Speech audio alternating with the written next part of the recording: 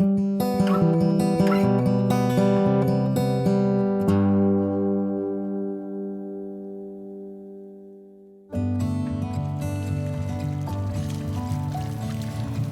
originally from Wauchope, so near Port Macquarie. That's Biripi, the mob out there. So yes, I'm a very proud Biripi woman.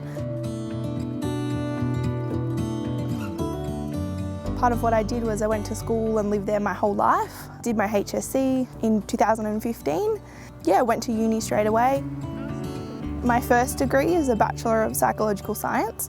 So I did that at La Trobe University in Albury, and then I did my honours in psych, and I did that at Deakin in Melbourne, and then I did my criminology at UNE.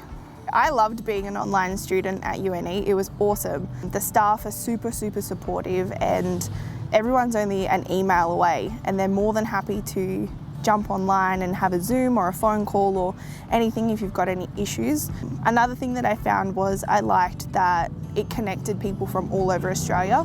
So I met people in my course that live in Sydney and Melbourne and Perth and all over the country. So it's really cool to have a forum where you can talk to people that have similar interests to you.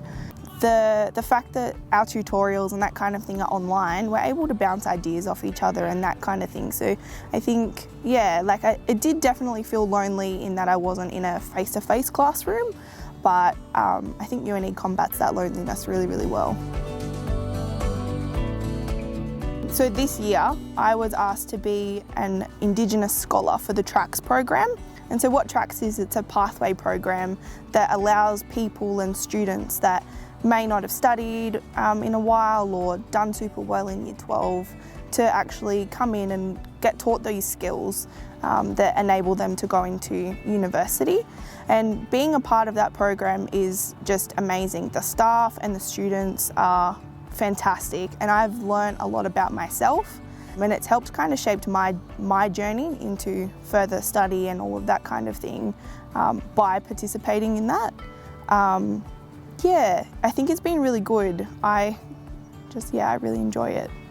As being a scholar, you're invited to participate in the program, and what that means is the staff have identified you as a student with quite a high GPA and really good track record at uni, and they invite you to come in and talk to the students and be a part of, I guess, enabling the newer generation of students coming through. By mentoring them and being, a helping hand and lending an ear if they need it, that kind of thing.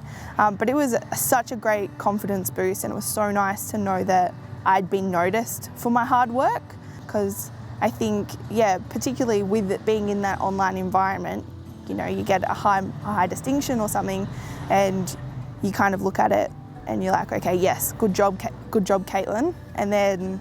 But to have somebody else go, you've done a really good job here, we want your help. So it was a really nice feeling. Part of being a part of this Indigenous Scholars program has helped me transition to paid employment with the university.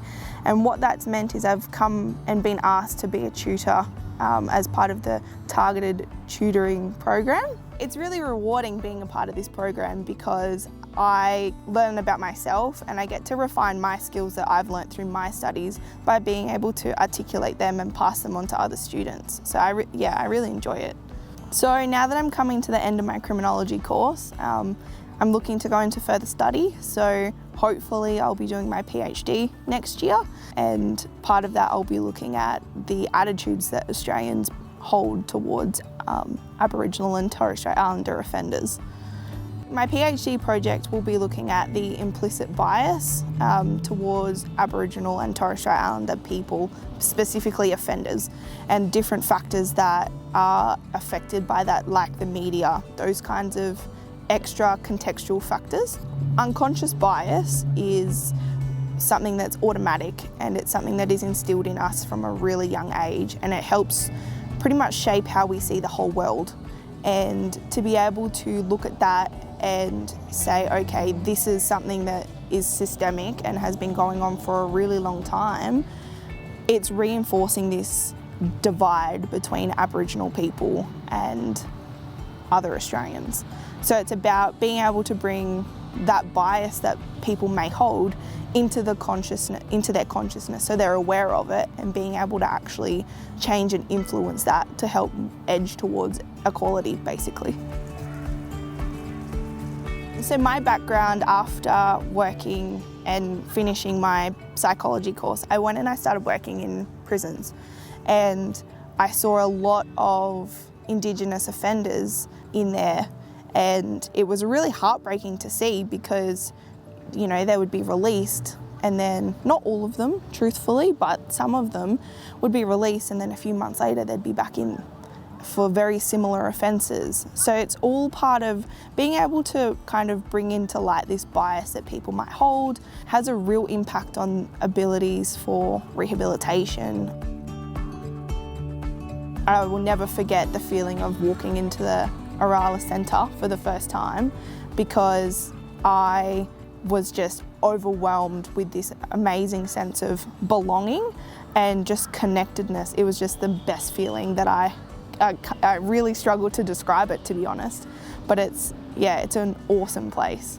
Since coming in and being kind of welcomed and embraced as part of the family, so to speak, has been an instrumental, it's an amazing feeling to come in and feel so connected to the community, but also to everybody else. And it's awesome to be able to bounce ideas off different people and hear the difference in experience that people have had, and just, it's a wealth of knowledge. The staff are amazing. I get on really well with a lot of the staff, and they're always willing to lend a hand, whether it be from something like referencing to right down to, I've got this very specific question, who can I talk to? And they usually will know someone that knows somebody that can point you in the right direction. So it's a really, really great feeling.